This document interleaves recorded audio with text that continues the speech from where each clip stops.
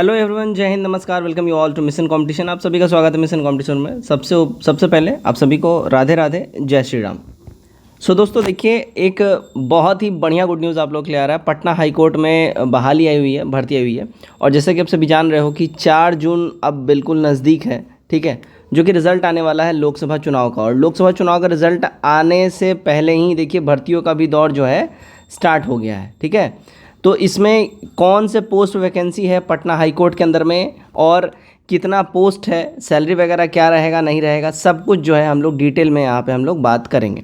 तो चलिए वीडियो में आगे बढ़ते हैं। वीडियो में आगे बढ़ने से पहले आप लोगों के साथ मैं एक बात बोल दूं कि फर्स्ट टाइम है, लाइक कर लीजिए, सब्सक्राइब कर लीजिए चैनल को, और वीडियो को शेयर करिए अपने मित्रों में, ताकि जो भी इसके इच्छुक उम्मीदवार हैं, कैंडिडेट्स हैं, वो इसके लिए फॉर्म भर सके। साथ ही साथ देखिएगा 17वीं बीपीएससी के लिए हमारा पेड प्रैक्टिस सेट ग्रुप चल रहा है, जिसमें आप लोग जुड़ सकते हैं, जिसके तहत आप लोग ईडूटीरिया, आस्था, परफेक्शन, दृष्टि, ऐसे जो पेड कोचिंग संस्थान होते हैं, इनका जो कोचिंग संस्थान में जो प्रैक्टिस सेट करवाया जाता है पीटी का, वहाँ पे प्रैक्टिस सेट हो जाने के बाद हमारे ग्रुप में ये सब अवेलेबल करवा दिया जाता है। आप चाहें तो हमारे साथ जुड़ सकते हैं।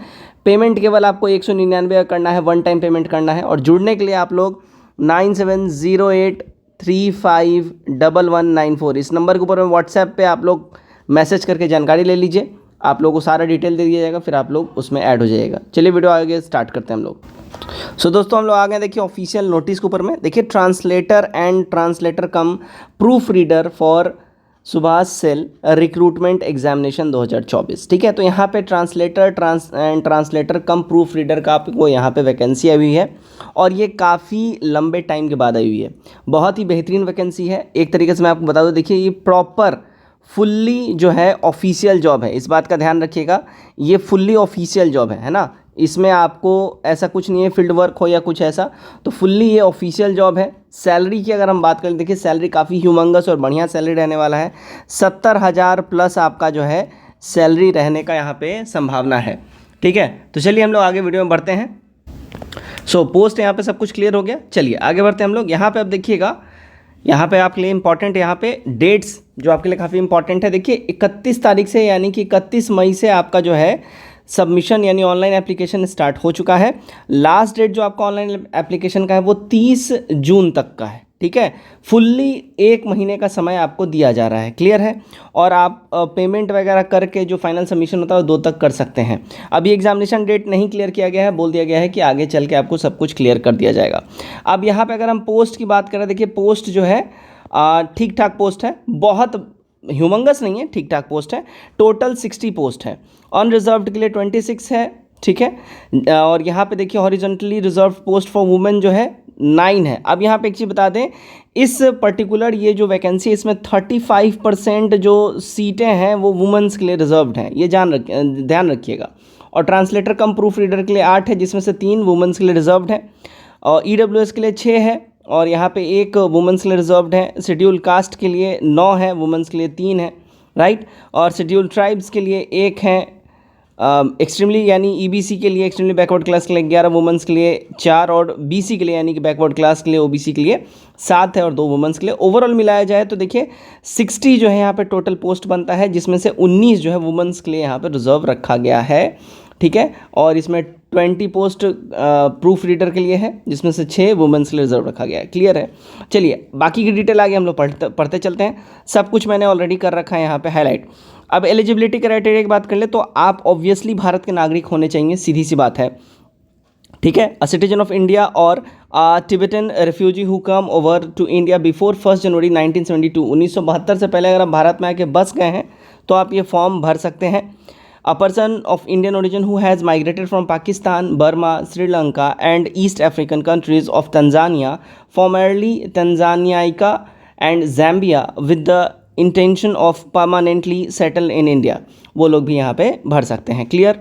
चलिए ये बेसिक चीज़ें हैं, आगे बढ़ते हैं। देखिए मैरिटल स्टेटस आपसे क्या बोल रहा है। देखिए वैसा आदमी जो एक से ज़्यादा वाइफ के साथ रह रहा है, a male candidate who has more than 1 wife alive, और a female candidate who has married a person already having a wife alive shall not be eligible for the recruitment. सीधी सी बात बोली गई है, अगर कोई ऐसा मेल यानी मर्द जिसकी जिसने दूसरी शादी कर रखी है एक बीवी के रहते हुए और उसने तलाक उसको नहीं दिया, यानी कि लीगल तरीके से उसने उसको नहीं छोड़ा है, तो वो एलिजिबल नहीं होगा। और साथ ही बोल रहा है अगर ऐसी कोई फीमेल भी हैं जो किसी ऐसे आदमी से शादी कर रखी हैं जिन्होंने उसको तलाक नहीं दिया है और इसके साथ वो रह रहा है, तो वो वुमन भी जो है एलिजिबल नहीं रहेंगी। यानी कि अगर पार्टनर ने डाइवोर्स दिया हुआ है तरीके से, ठीक है, लीगल तरीके से, तो फिर वो एलिजिबल हैं। चलिए, physical fitness, no person shall be recruited unless he she is in good mental and physical health and free from any physical defect likely interfere with the efficient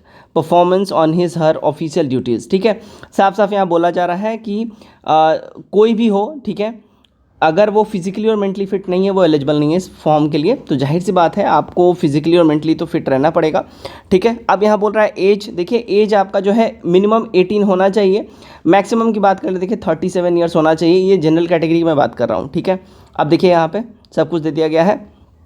ठीक है, तो अनरिजर्व्ड EWS और general के लिए 37 years. अब बोला जा रहा है कि आपका जो बेस ईयर, जो कट ऑफ ईयर बोला गया है वो 2187 जनरल के लिए है। यहाँ पे ध्यान रखिएगा, यहाँ पे कट ऑफ ईयर क्या बोला जा रहा है, 1 जनवरी 2024 जो है यहाँ से आपका कट ऑफ ईयर माना जा रहा है। और आपको बोला जा रहा है कि 2/1/1987 से पहले आपका जन्म नहीं होना चाहिए। ठीक है, और EWS के लिए आपका 84 कट ऑफ ईयर उससे नीचे का नहीं होना चाहिए, है ना, and so on. BC SC ST और यहाँ पे बाकी डिसेबल्ड के लिए भी यहाँ पे सारा दिया गया क्राइटेरिया। आप यहाँ पे आराम से इजीली पढ़ सकते हैं, स्क्रीनशॉट ले लीजिए। चलिए नेक्स्ट हम लोग देखते हैं, अगर हम बात कर ले मिनिमम क्वालिफिकेशन क्या आपसे मांग रहा है। The applicant must possesses following essential qualification.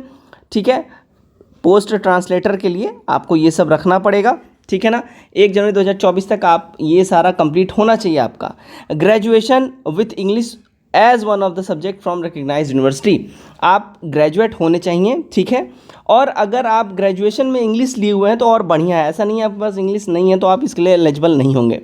Hindi knowledge का आपको जो है जानकारी होना चाहिए, एसेंशियल है। ठीक है, अब यहाँ बोला जा रहा है diploma certificate of at least 6 month course in computer application from a recognised university.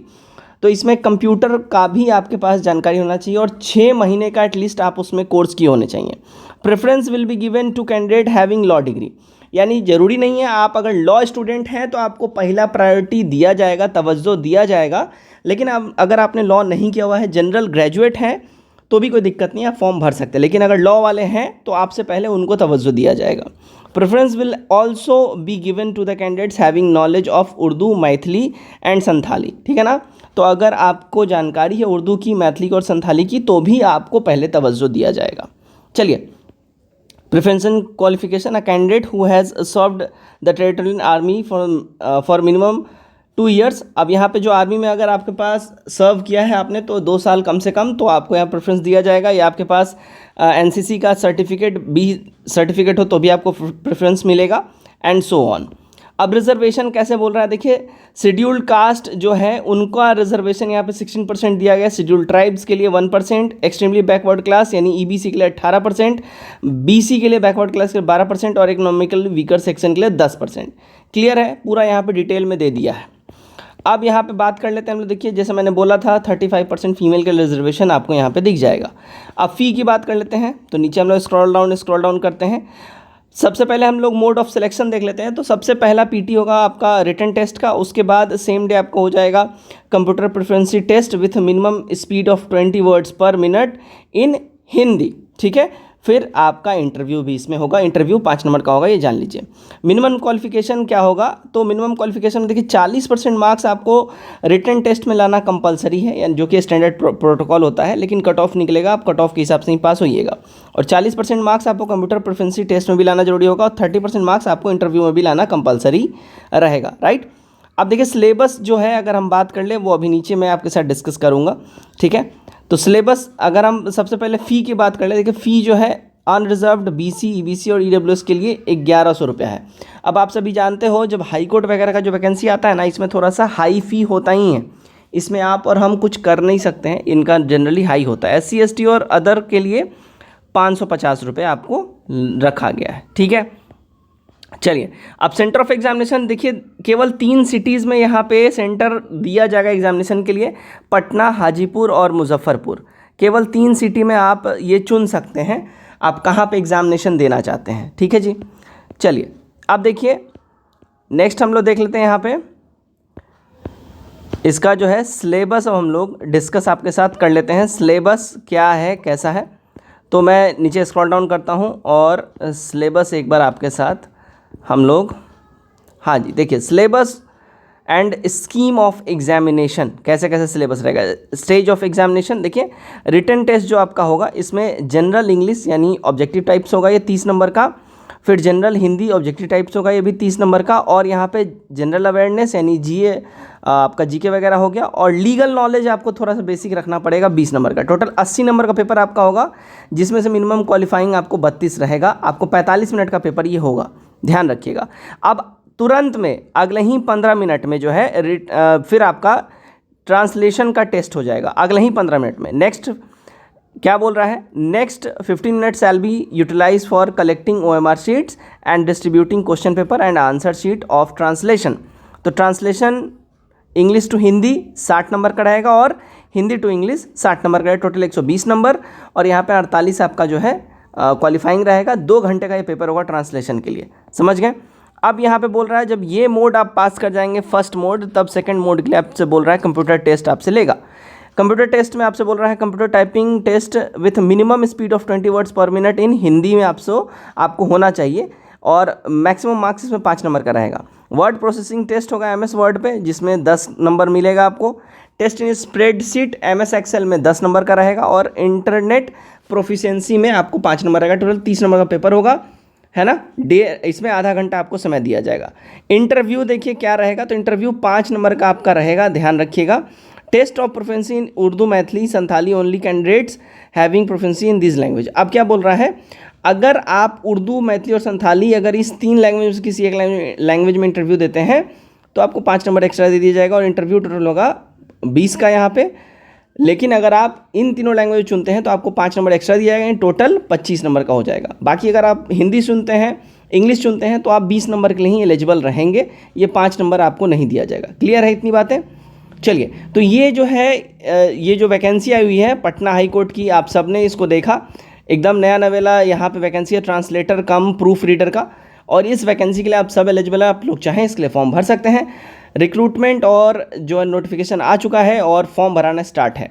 कोई भी अगर आपको दिक्कत है, कोई भी अगर प्रॉब्लम है, यहाँ पे आपके लिए ध्यान रखिएगा, हेल्पलाइन नंबर जारी किया गया, इस पर आप लोग कॉल करके जानकारी ले सकते हैं, या आप लोग मेल भी कर सकते हैं, आपको इंस्टेंट जानकारी दिया जाएगा, राइट। तो कोई भी दिक्कत हो आप लोग यहाँ पे कॉल करके जानकारी ले लीजिएगा।